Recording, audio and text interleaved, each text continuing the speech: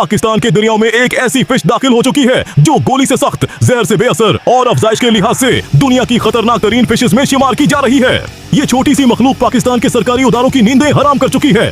कोई कहता है ये तबाही डाल देगी, कोई उसे साजिश करार दे रहा है और कोई क्लेम कर रहा है कि ये रिवर्स और कैनल से होती हुई फील्ड्स तक पहुंचकर इरिगेशन सिस्टम की डिस्ट्रक्शन कर देगी। कहा जा रहा है कि ये सुकुर से होती हुई कराची फिश हार्बर तक पहुंच चुकी है।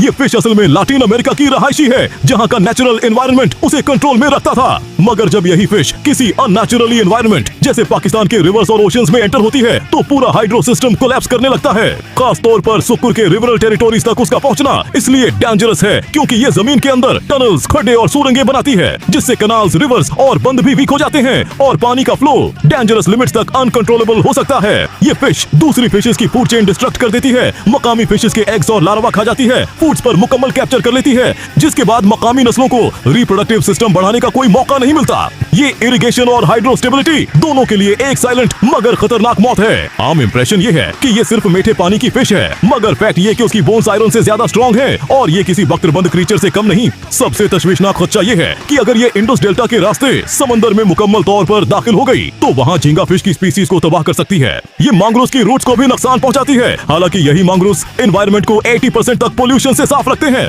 अगर ये रूट्स मुतासिर हुई तो उसका बुरा ही रास्ता असर कराची फिश हार्बर और कोस्टल इकोनॉमी पर पड़ेगा। असल प्रॉब्लम ये है कि इस फिश पर ना पॉइजन असर करता है ना बीमारी। ये जाल में भी बहुत कम आती है और एक वक्त में तूफान एग्स देती है, जिसकी वजह से उसकी नस्ल बेकाबू रफ्तार से बढ़ती है। उसी लिए दुनिया के एक्सपर्ट्स उसे कहते हैं इन्वेसिव फिश फ्रॉम हेल। सवाल ये है, ये पाकिस्तान में आई कैसे?